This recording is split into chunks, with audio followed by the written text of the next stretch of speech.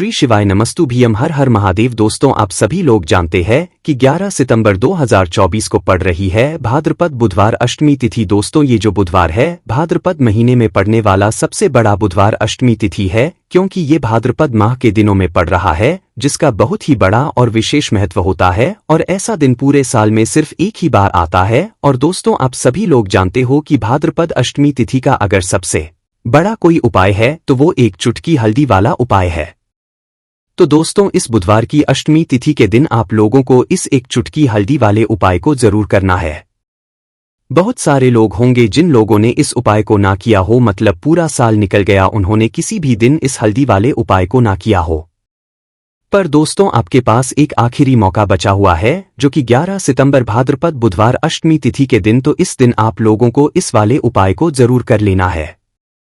भले ही आपने पूरे महीने भर इस उपाय को ना किया हो, पर आपने इस भाद्रपद महीने के बुधवार अष्टमी तिथि के दिन अगर इस वाले उपाय को कर लिया तो आपको इस उपाय को करने का वो फल मिलेगा जिसकी आपने कभी कल्पना भी नहीं करी होगी। इसीलिए आप लोग इस वाले उपाय को एक बार जरूर कर लेना, ताकि आप लोगों के हाथ से यह मौका ना जा सके और आपको इस उपाय को करने का फल मिल सके। दोस्तों, यह उपाय पंडित जी ने अपनी अभी की ही शिव महापुराण की कथा में बताया है, जिस उपाय को आज हम आपको बहुत अच्छे से समझाने वाले। इस वीडियो को देखने के बाद इस उपाय को समझने के लिए आपको कोई और वीडियो को देखने की जरूरत नहीं पड़ेगी। तो चलिए दोस्तों, उपाय को शुरू करते हैं। देखिए, यह इस भाद्रपद महीने के बुधवार अष्टमी तिथि के दिन यह इतना खास होता है, इतना महत्वपूर्ण होता है। देखा है कभी कभी बड़े बड़े पूजा पाठ अनुष्ठान से जो मनोकामना पूर्ण नहीं होते, वो भाद्रपद महीने के दिन एक छोटे से उपाय करने से ही आपकी मनोकामना पूर्ण हो जाती है। और बहुत सारे लोग इस उपाय को किया भी है और उनको इस उपाय को करने का फल भी जरूर मिला है। अगर आप लोग भी इस उपाय को करना चाहते हैं तो आप इस उपाय को पहले अच्छे से समझ लेना, सुन लेना, उसके बाद करना। आपको इस उपाय का फल जरूर मिलेगा। और इस उपाय को कर लेने से आपके घर में चाहे किसी भी प्रकार की दुख और समस्या क्यों ना चल रही हो, आपको उसका कारण भी नहीं पता है कि भाई यह समस्या किस कारण से चल रही है। उसका कुछ भी कारण हो सकता है, जैसे दोष हो सकता है या किसी भी तरह का मंगल दोष भी हो सकता है। तो इस दिन आप लोगों को यह वाला उपाय कर लेना है। यह एक ऐसा उपाय है जिस उपाय को अगर किसी विशेष दिन पर किया जाए तो भाई उस विशेष दिन का जो है वह तो हमें मिलता ही मिलता है, पर हमने उस दिन पर इस उपाय को किया है तो हमें उससे भी बड़ा फल मिलता है। और फल बहुत जल्दी मिलता है, क्योंकि आप इस उपाय को बहुत ही बड़े और विशेष दिन पर कर रहे हो। तो चलिए अब के बारे में बात करते हैं। लेकिन उससे पहले आप लोगों को यह जानना आवश्यक है कि आखिर यह उपाय किस समय करना है, किसको करना है और कैसे करना है। तो चलिए हम आगे आपको वीडियो में एक एक करके बता देते हैं। इसीलिए इस वीडियो को बिना भगाए अंत तक देखिएगा, ताकि इस उपाय को करने के बाद आपका भाग्य प्रबल हो जाए, आपके नवग्रह आपका साथ देना शुरू कर दें, आपके घर की बरकत हो, आपके घर की उन्नति हो और भगवान भोलेनाथ का आशीर्वाद हमेशा आप पर बना रहे।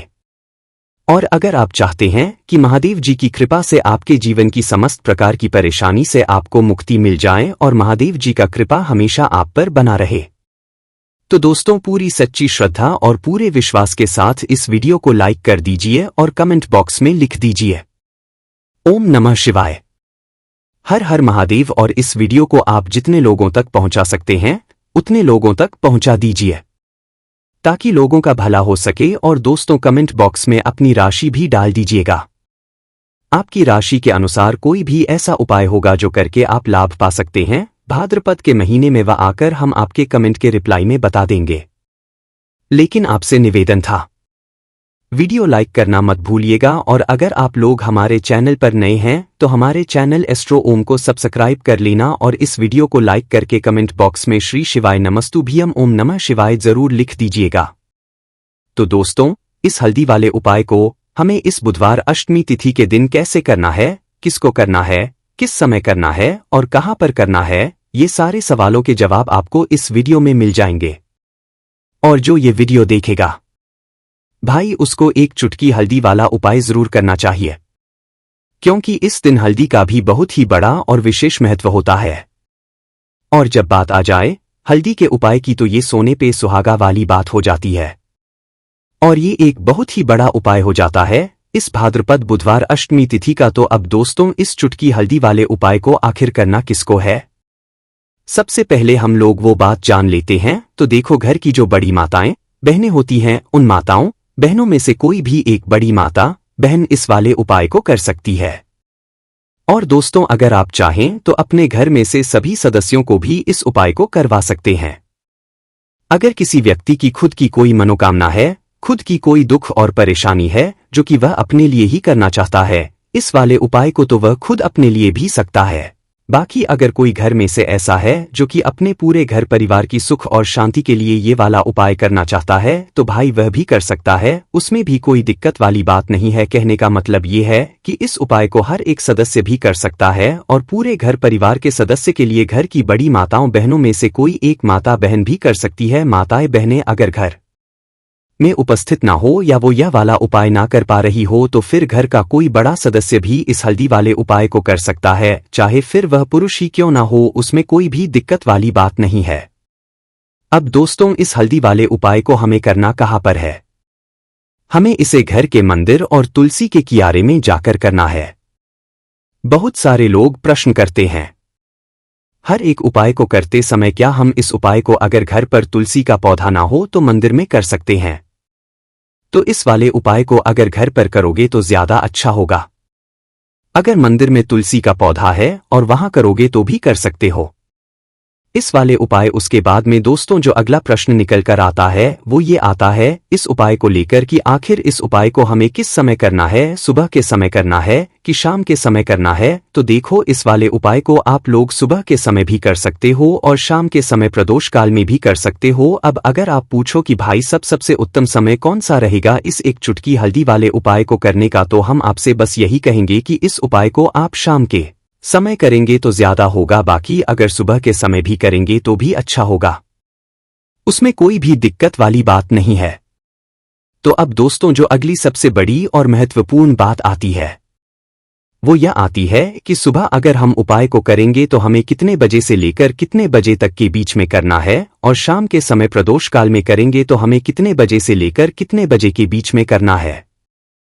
तो देखो, सुबह जितनी जल्दी हो सके आप उपाय को करने की कोशिश करना। बाकी अगर कारणवश लेट भी हो जाओ, थोड़ी देर भी हो जाए, तो 10 या 11 बजे तक भी आप उपाय कर लेना, पर 12 बजे से ज्यादा देरी ना हो, ठीक है? इस बात का ध्यान रखना। उसके बाद में दोस्तों, अगर शाम के समय प्रदोष काल की बात करें, प्रदोष काल का जो समय है होता है वो शाम के 6 बजे से शुरू हो जाता है, मतलब शाम के 6 बजे से लेकर 7 बजे के बीच का जो समय होता है यह समय प्रदोष काल का समय होता है। पर अभी जो मौसम चल रहा है, इस मौसम में जो है शाम बहुत देर होती है, तो आप इस उपाय को 7 या 8 बजे के बीच में भी कर सकते हो, मतलब शाम के 6 बजे से रात 8 बजे के बीच में आप कभी भी इस वाले उपाय को कर सकते हो, उसमें कोई भी दिक्कत वाली बात नहीं है। परंतु बुधवार अष्टमी तिथि के दिन कोशिश करना कि समय के अंतर्गत ही कर लो, किसी कारणवश ना कर पाओ तो थोड़ा देरी से भी कर सकते हो, आपको उपाय का फल जरूर मिलेगा। अगर हमारे जीवन में दुर्भाग्य लगातार बना हुआ है, हमारे किस्मत रूठी हुई चल रही है, हमारे जीवन में लगातार कोई ना कोई विपत्ति आ रही है, कोई ना कोई ऐसे ग्रह नक्षत्र हमारे जीवन में लगातार बने हुए हैं जिनकी वजह से हम कोई भी अपना कार्य नहीं कर पा रहे हैं, ना ही हम अपना व्यापार शुरू कर पा रहे हैं, ना ही हमें अच्छी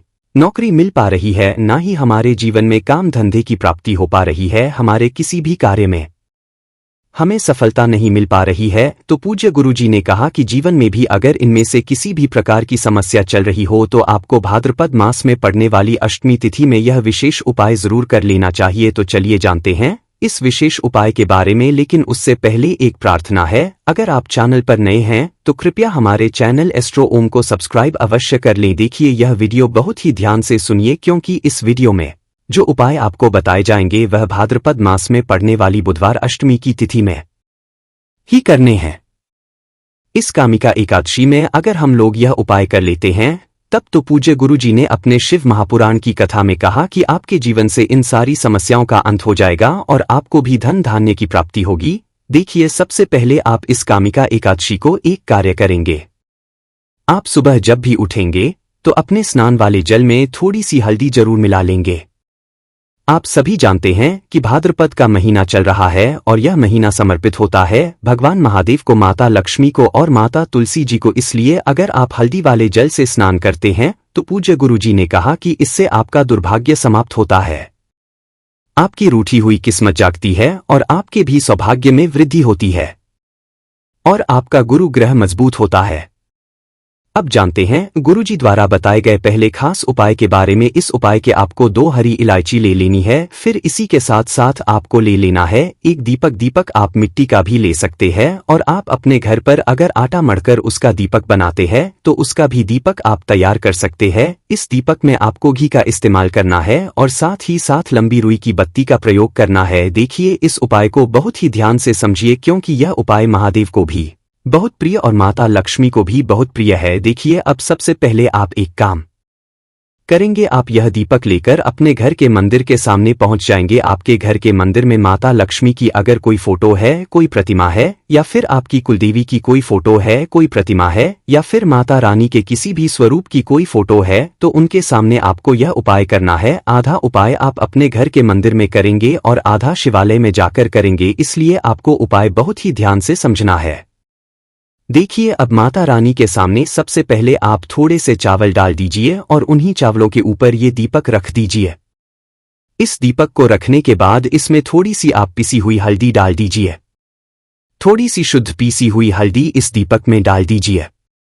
उसके बाद आप यह दीपक प्रज्वलित कर दीजिए और वहीं दीपक के सामने बैठकर, यानी माता रानी के सामने बैठकर आप कम से कम 11 बार या 21 बार या 51 बार या 108 बार, जितना भी आपके पास टाइम हो, बार आप ओम महालक्ष्मी नमः इस मंत्र का स्मरण कर लीजिए। मंत्र का स्मरण करने के बाद आपके पास जो 2 हरी इलायची है, उनमें से एक हरी इलायची आपको इसी दीपक में डाल लेनी है और माता लक्ष्मी से प्रार्थना कर लेनी है कि मेरे जीवन में जो धन धान्य की कमी चल रही है, मेरे जीवन में जो सौभाग्य में वृद्धि नहीं हो पा रही है, दुर्भाग्य लगातार बना हुआ है, तो आपके जीवन में धन से संबंधित जो समस्या चल रही है उसको दूर करने के लिए माता रानी से कर लेनी है। फिर इसके बाद आपको ये दूसरी हरी इलायची और थोड़ा सा शहद लेकर पहुंच जाना है शिवालय। देखिए, ये उपाय आप शाम के समय में ही करेंगे। शिवालय पहुंचने के बाद इस दूसरी हरी इलायची को आप शहद में डुबो लेंगे, चारों तरफ से इस हरी इलायची में शहद लगा लेंगे और फिर यह हरी इलायची आपको शिवलिंग के ऊपर समर्पित कर देना है। शिवलिंग के सामने बैठकर आपको महादेव से प्रार्थना कर लेनी है कि आपके जीवन धन से संबंधित कोई समस्या चल रही है या आपकी कोई विशेष मनोकामना है जो परिपूर्ण नहीं हो पा रही है, तो महादेव से उस मनोकामना को परिपूर्ण करने के लिए प्रार्थना कर लेनी है और श्री या फिर का कम से कम 108 बार जाप करने के बाद फिर वापस अपने घर आ जाना है। पूज्य गुरुजी ने कहा कि अगर आप इस अष्टमी तिथि में इस अचूक उपाय को कर लेते हैं तो आप जीवन से भी धन की समस्या हमेशा के लिए समाप्त हो जाएगी और आपको भी माता लक्ष्मी की कृपा प्राप्त होगी। अब इसके बाद बात करते हैं गुरुजी द्वारा बताए गए दूसरे खास उपाय के बारे में। देखिए, इस उपाय के लिए आपको 1 लोटा जल ले लेना है, फिर इसी के साथ आपको ले लेना है थोड़ा सा गुड़। आप 1 टुकड़ा या 2 टुकड़े गुड़ के ले लीजिएगा और इस गुड़ को इस 1 लोटे जल में डाल लीजिएगा। फिर इसी के साथ को थोड़ी सी पीसी हुई शुद्ध हल्दी ले लेनी है, 1 या 2 चुटकी शुद्ध पीसी हुई हल्दी ले लीजिएगा और इसको भी इसी 1 लोटे जल में डाल लीजिएगा। अब आपका ये 1 लोटे जल का मिश्रण तैयार हो गया। इस 1 लोटे जल को लेकर आप पहुंच जाएंगे अपने घर पर जो माता तुलसी का पौधा है उसके सामने। अगर आप अपने घर की छत पर माता तुलसी का पौधा रखे हुए हैं तो वहां पहुंच जाएगा और ये 1 लोटा जल माता तुलसी के पौधे में आपको समर्पित करते हैं और ओम नमो भगवते वासुदेवा या फिर ओम महालक्ष्मी नमः, इन दोनों में से किसी भी एक मंत्र का लगातार स्मरण करते जाना है। धीरे धीरे जल समर्पित करते जाइए और इन दोनों में से किसी भी एक मंत्र का कम से कम 11 बार या फिर अधिक से अधिक 108 बार जाप कर लीजिए। फिर वहीं तुलसी जी के पौधे के सामने बैठकर आपके जीवन में जो धन धान्य से संबंधित समस्या चल रही है या फिर आपके घर में बहुत ज्यादा होता है, शांति नहीं है, आपके जीवन में दुर्भाग्य आपके जीवन में है, आपकी किस्मत आपसे रूठी हुई है, तो इन सभी समस्याओं के लिए माता तुलसी से और भगवान नारायण से और महादेव से प्रार्थना कर लेनी है और फिर उसके बाद वापस आ जाना है। पूज्य गुरुजी ने कहा कि भाद्रपद मास में तुलसी जी के पौधे का बहुत ही विशेष महत्व होता है, इसलिए अगर हम इस महीने में तुलसी जी के सामने कुछ विशेष करते हैं, उनकी पूजा करते हैं, उनकी आराधना करते हैं, तो इससे माता तुलसी हमारे जीवन में धन धान्य के भंडार भर देती है। हल्दी समर्पित करने से माता तुलसी हमसे अति शीघ्र प्रसन्न होती है, इसलिए हल्दी आपको इसे 1 लोटे जल में जरूर मिलानी है। तो चलिए बढ़ाते हैं अगले उपाय की ओर।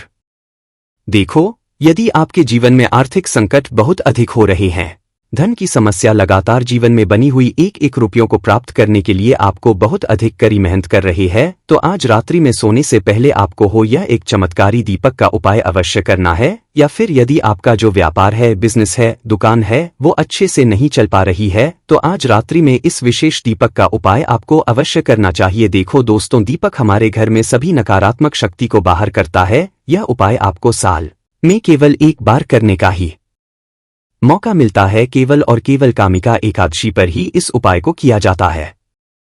देखिए, इस उपाय के लिए आपको तुलसी जी की जो सूखी लकड़ी होती है उसे ले लेना है।